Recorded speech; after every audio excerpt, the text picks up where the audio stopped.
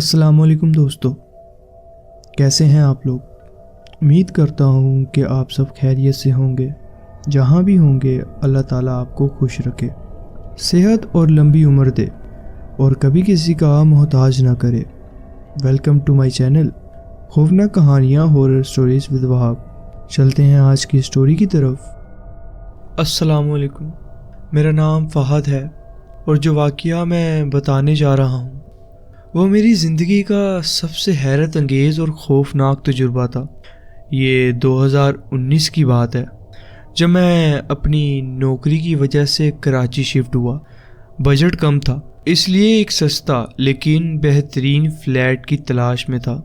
نصیر آباد کے ایک پرانی بلڈنگ میں مجھے ایک 2 بیڈ روم اپارٹمنٹ مل گیا۔ کرایہ بھی کم تھا اور جگہ بھی ٹھیک لگ رہی تھی، مگر ایک عجیب چیز تھی جو شروع سے ہی مجھے بے چین کرتی رہی۔ پوری بلڈنگ کچھ زیادہ ہی خاموش تھی، جیسے وہاں لوگ رہتے ہی نہ ہوں۔ پہلی رات جس دن میں شفٹ ہوا، تبھی ایک عجیب سی بے چینی محسوس ہونے لگی۔ بلڈنگ کے چوکیدار چاچا کریم مجھے دیکھتے ہی رک گئے اور دھیمی آواز میں بولے، بیٹا رات کو دروازہ اندر سے بند رکھنا، اور اگر کوئی نوک کرے تو کھولنا مت۔ ان کا لہجہ کچھ ایسا تھا کہ ایک پل کے لیے دل گھبرا گیا، مگر میں نے صرف ہلکا سا سر ہلا دیا اور بات کو زیادہ سیریس نہیں لیا۔ اس رات جب میں اپنا سامان سیٹ کر رہا تھا، تبھی ایک اور عجیب چیز محسوس ہوئی۔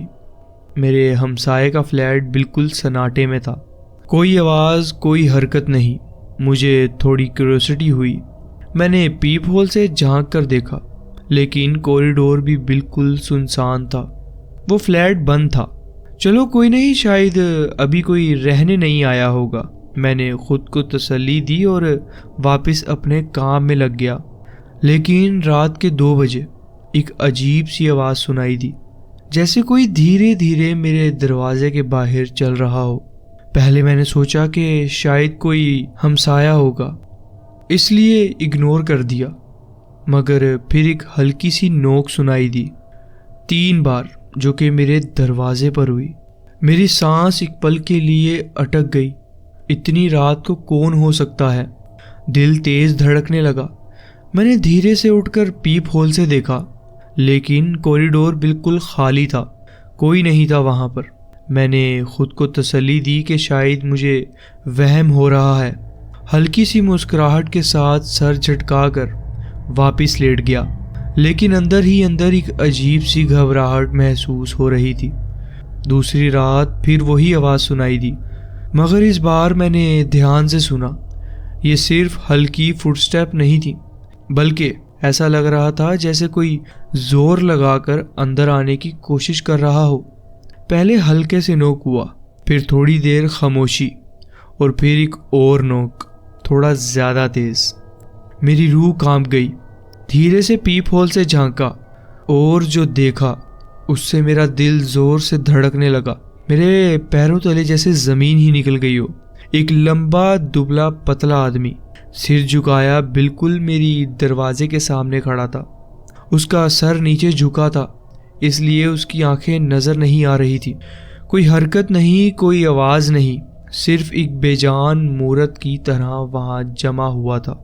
مجھ میں اتنی بھی ہمت نہیں تھی کہ میں سانس بھی لے سکوں۔ دھیرے سے پیچھے ہٹا، دیوار سے لگ گیا اور چپ چاپ کھڑا رہا۔ کچھ دیر بعد جب میں نے دوبارہ پیپ ہول سے دیکھا تو وہ غائب تھا۔ اس رات مجھے نیند نہیں آئی۔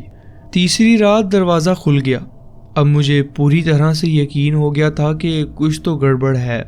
میری بے چینی بڑھ گئی تھی، اس لیے میں چاچا کریم کے پاس گیا اور پوچھا، یہ جگہ اتنی عجیب کیوں ہے؟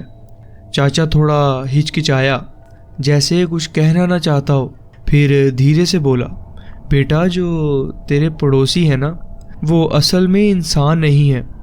میری سانس تھوڑی رک گئی اور ہاتھ ٹھنڈے ہو گئے۔ میں نے ڈر کے ساتھ پوچھا، کیا مطلب؟ یہ آپ کیا کہہ رہے ہیں؟ چاچا نے کچھ دیر کے لیے چپ رہنے کا اظہار کیا، اور پھر مجھے بتایا کہ یہ بلڈنگ 90s میں بنی تھی، لیکن ایک برشتہ خاندان یہاں قتل ہو گیا تھا۔ پورے خاندان کو ایک ہی رات میں مار دیا گیا تھا۔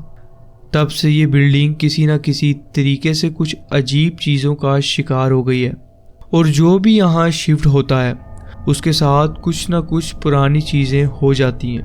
میں ہنس دیا، سمجھ نہیں آیا کہ چاچا کیسے اتنا سچ سمجھ کر یہ کہہ رہا تھا، اور بولا، چاچا آپ بھی نا۔ لیکن اسی رات جب میں اپنے کمرے میں تھا مجھے ایک عجیب سی چیز محسوس ہوئی۔ دروازہ دھیرے دھیرے ہل رہا تھا۔ میں تھوڑا گھبرا گیا اور جلدی سے پیپ ہول سے دیکھا۔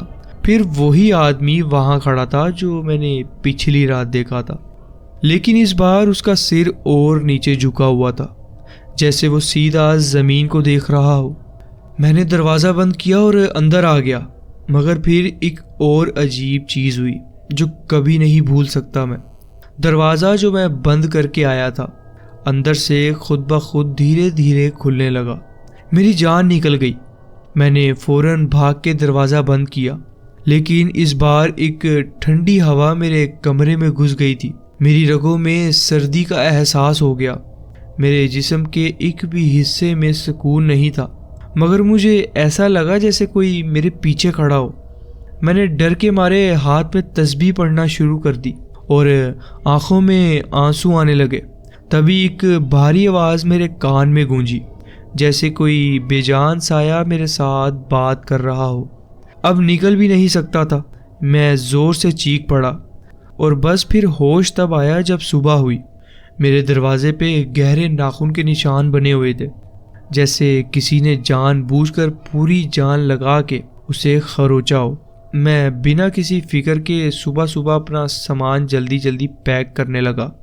جب میں بلڈنگ سے نکل رہا تھا تو چاچا کریم نے مجھے ایک اور بات کہی جو مجھے بہت عجیب لگی۔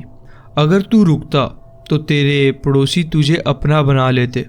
اس دن مجھے سمجھ آیا کہ کچھ جگہ صرف سستی ہونے کی وجہ سے نہیں لینی چاہیے۔ آج بھی جب رات کے 2 بجے نوک سنائی دیتی ہے تو مجھے یہی واقعہ یاد آ جاتا ہے، جیسے وہ پرانی باتیں واپس آ گئی ہوں۔ کیا تم نے کبھی ایسی جگہ محسوس کی ہے کہ تم اکیلے نہیں ہو وہاں پر؟ یہ تھا میرا واقعہ جو میرے ساتھ ہوا اور میں آپ کے ساتھ شیئر کرنا چاہتا تھا۔ جی بہت بہت شکریہ، آپ نے اپنی کہانی ہمارے ساتھ شیئر کی۔ اگر آپ کو یہ کہانی پسند آئی ہو تو ویڈیو کو لائک کریں، چینل کو سبسکرائب کریں اور بیل آئیکن پریس کریں۔ اپنا بہت خیال رکھیں اور دعاؤں میں یاد رکھیے گا۔ اور اگر آپ کے پاس بھی کوئی ایسی سٹوری ہے تو نیچے دیے گئے ڈسکرپشن میں جو ای میل ہے اس پہ سینڈ کریں تاکہ آنے والی ویڈیوز کا وہ حصہ بن سکے۔ اللہ حافظ۔